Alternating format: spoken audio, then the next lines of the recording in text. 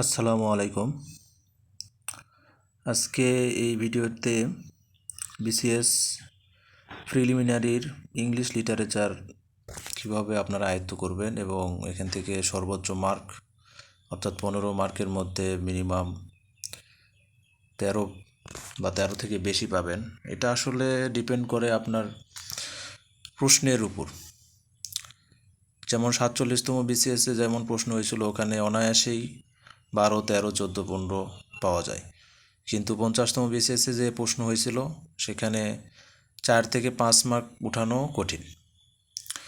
তো যাই হোক, আমরা বেশি বিভিন্ন বই অতিরিক্ত পড়াশোনা করে শেষ পর্যন্ত যদি আমরা পরীক্ষার হলে ঠিকঠাক স্ট্র্যাটেজিকভাবে সেটা ব্যবহার না করতে পারি, তাহলে আসলে আমাদের সেটা কাজে লাগে না। এই কারণে আমাদের একটি বই এবং সেটা খুব ভালোভাবে বারবার পড়া উচিত।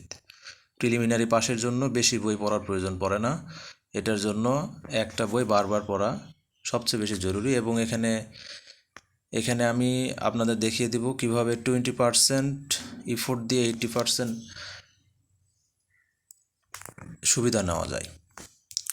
তো শুরু করা যাক। কি পড়বেন?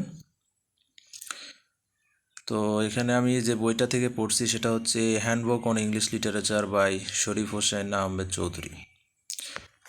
এই বইয়ের প্রথমে কন্টেন্টসে এখানে আমার দাগানো রয়েছে, যেমন এলিজাবেথান পিরিয়ডের ক্রিস্টোফার মার্লো গুরুত্বপূর্ণ, এরপরে Ben Jonson, Thomas Kyd, William Shakespeare, অর্থাৎ স্টার চিহ্নিত যেগুলা সেগুলো সবচেয়ে বেশি গুরুত্বপূর্ণ।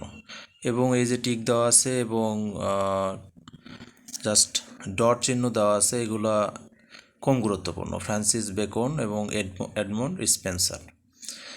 এলিজাবেথান পিরিয়ড থেকে এই কয়টা পড়লেই হবে। এবং এখান থেকে সবচেয়ে গুরুত্বপূর্ণ উইলিয়াম শেক্সপিয়ার, তারপরে হচ্ছে ক্রিস্টোফার মার্লো, তারপর বেন জনসন, থমাস কিট, এবং সময় থাকলে বাকিগুলো পড়বেন, বাকি যে এডমন্ড স্পেন্সার এবং ফ্রান্সিস বেকন। এরপর আসি জ্যাকোবিয়ান পিরিয়ড। জ্যাকোবিয়ান পিরিয়ডের সবচেয়ে বেশি গুরুত্বপূর্ণ সেটা হচ্ছে জন ডন। অ্যান্ড্রু মার্ভেল কম গুরুত্বপূর্ণ, জন ডনটা পড়লেই হবে। এরপর ক্যারোলিন পিরিয়ড, তারপরে দ্য কমনওয়েলথ পিরিয়ড।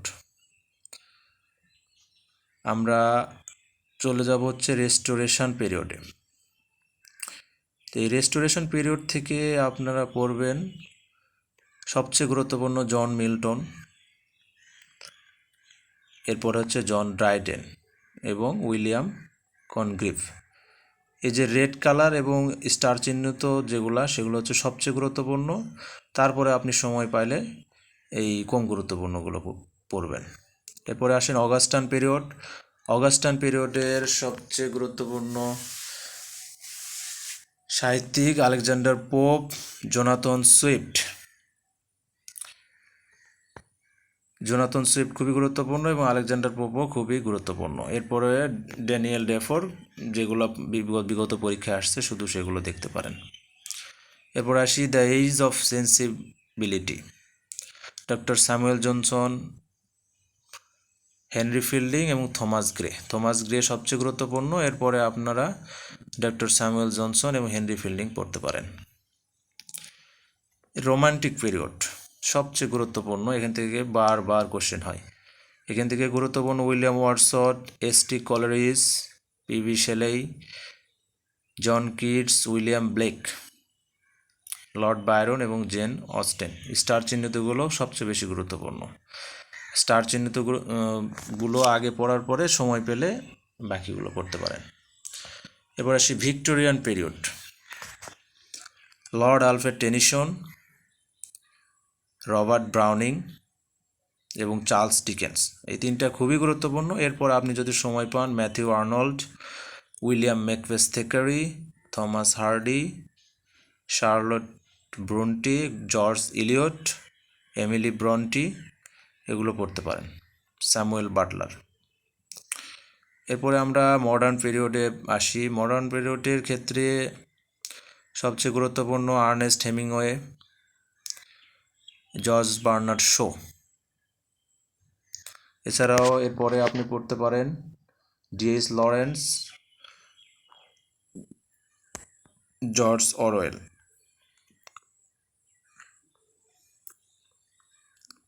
এবং জেমস জয়সি। তারপরে ও হেনরি পড়তে পারেন। এখান থেকে আরও গুরুত্বপূর্ণ সেটা হচ্ছে টিএস ইলিয়ট এবং ডব্লিউ.বি. ইটস। এছাড়া আপনারা পড়তে পারেন টনি মরিসন, ভার্জিনিয়া ওলফ এবং উইলিয়াম গোল্ডিং এবং উইলিয়াম সমরেস্ট মম। এরপর আসি, আমরা যে পিরিয়ডগুলো পড়লাম ইংলিশ লিটারেচারের, এগুলো হচ্ছে সময়কাল। ওল্ড ইংলিশ পিরিয়ডের ক্ষেত্রে এটা 450 থেকে 1066, অর্থাৎ লংগেস্ট ইংলিশ পিরিয়ড। এটা শুধু এতটুকু জানলে হবে, এত কিছু মুখস্থ রাখার প্রয়োজন পড়ে না, এগুলো পরীক্ষায় আসেও না। এবং মিডল ইংলিশ পিরিয়ড থেকে এটা হচ্ছে জাস্ট ধারণা রাখলেন যে এখান থেকে এটা শুরু হলো 1066 থেকে 1500। তো মিডল ইংলিশ পিরিয়ডের ক্ষেত্রে দ্য এজ অফ চসারের যুগ হচ্ছে 1340 থেকে 1400, আর ব্যারেন পিরিয়ড হচ্ছে 1400 থেকে 1485। যেমন বাংলা সাহিত্যের যদি বলি ব্যারেন পিরিয়ড, সেটা হচ্ছে 1200 থেকে 1350। এভাবে আপনারা বাংলা সাহিত্যের সাথে ইংরেজি সাহিত্য কম্বিনেশন করে পড়তে পারেন। দ্য রেনাইসান্সের ক্ষেত্রে যদি বলি সেটা হচ্ছে 1500 থেকে 1660, 1500 থেকে 1558 প্রিপারেশন ফর রেনাইসান্স, 1558 থেকে 1603 এলিজাবেথেন পিরিয়ড, 1603 থেকে 1625 জ্যাকোবিয়ান পিরিয়ড, এর মধ্যে 1590 থেকে 1616 এজ অফ শেক্সপিয়ার। এরপরে 1625 থেকে 1649 দ্য ক্যারোলিন, 1649 থেকে 1660 দ্য কমনওয়েলথ পিরিয়ড। এখানে আপনার মনে রাখতে হবে শুধু একটা সিকোয়েন্স, যা মনে রাখতে পারেন এলিজার কাকু। এখানে এলিজার বেতন থেকে এলিজা, এই যে যা থেকে এলিজার কাকু থেকে মানে CA কা, আর কু হচ্ছে কমনওয়েলথ থেকে কু। এই করে সিরিয়ালি মনে রাখতে পারেন, কারণ পরীক্ষায় অনেক সময় এর সময়কাল চলে আসে। এরপর আসে নিউ ক্লাসিক্যাল পিরিয়ড 1660 থেকে 1798। এখানে র্যাস দ্বারা মনে রাখতে পারেন, প্রথমে রেস্টোরেশন, তারপরে অগাস্টান, তারপরে সেন্সিবিলিটি। তো 1660 থেকে 1700, 1700 থেকে 1745, 1745 থেকে 1785। এরপর আসি shortest period of English literature, the romantic period, 1798 থেকে 1832। এরপরে দ্য ভিক্টোরিয়ান পিরিয়ড,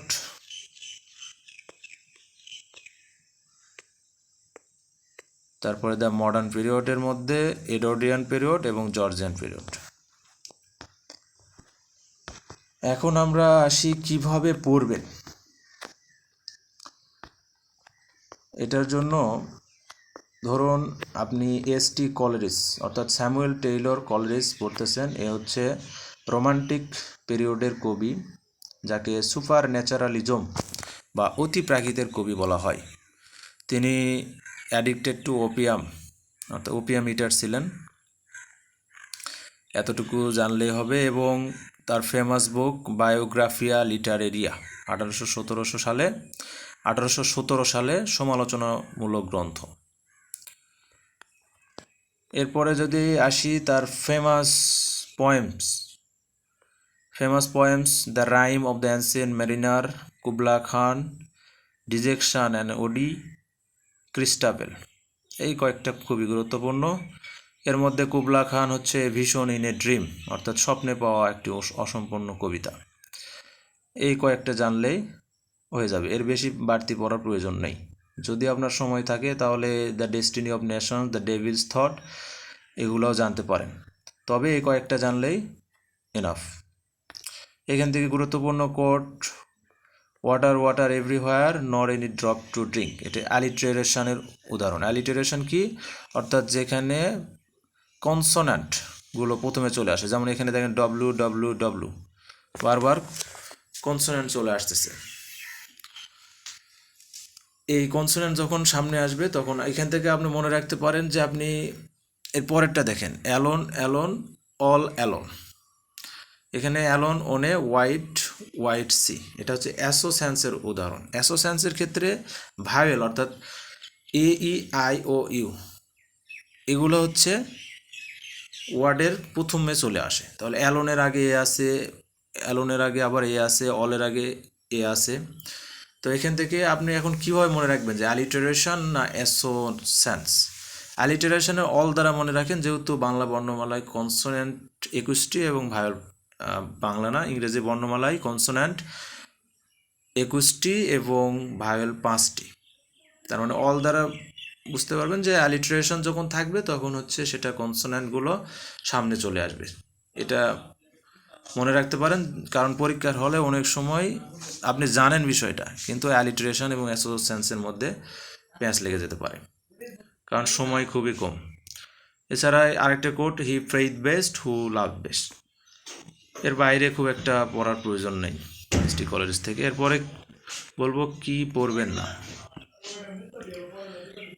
এই ক্ষেত্রে in which of this poems did Matthew Arnold, এটা 50তম বিসিএস এর একটি প্রশ্ন। In which of these poems did Matthew Arnold express a pessimistic worldview, reflecting on a world full of conflicts and lacking in joy, evincing an implicit criticism of Victorian era's aggressive spirit? এখন দেখুন, আপনি 50তম বিসিএসে যেভাবে প্রশ্নের pattern ছিল, এই প্রশ্নটা পড়তে তো আপনার অনেক সময় লেগে যাবে। আর ম্যাথিউ আর্নল্ড মডার্ন পিরিয়ডের, ভিক্টোরিয়ান পিরিয়ডের কবি। তো এখানে গুরুত্বপূর্ণ আছে, তবে এর ভিতরে ডিটেলস আসলে পড়ার প্রয়োজন অতটা নেই, কিন্তু এটা যেহেতু পরীক্ষায় আসছে এটা এখন পড়তে হবে। কারণ 50তম বিসিএসে এমন প্রশ্ন হয়েছিল, এখানে 15তে 4-5 মার্ক পাওয়া অনেক টাফ। তো আপনার সেভাবে প্রিপারেশান নিতে হবে, অর্থাৎ সকলে যেটা পারে আপনার সেটা পারতে হবে, সেটা মিস করা যাবে না।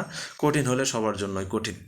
তো আপনি এই প্রশ্নটা দেখে কি আপনি ম্যাথিউ আর্নল্ডের সব পড়তে যাবেন? এভাবে যদি পড়তে যান তো আপনার পড়া কোনো দিনও শেষ হবে না। আপনার যেগুলো গুরুত্বপূর্ণ, ওই যে প্রথমে যেগুলো স্টার চিহ্নিত ওগুলো দেখিয়ে দিলাম, সাথে কম গুরুত্বপূর্ণ ওগুলো আগে শেষ করবেন। শেষ করার পরে যদি আপনি সময় পান এগুলো আপনি পড়তে পারেন।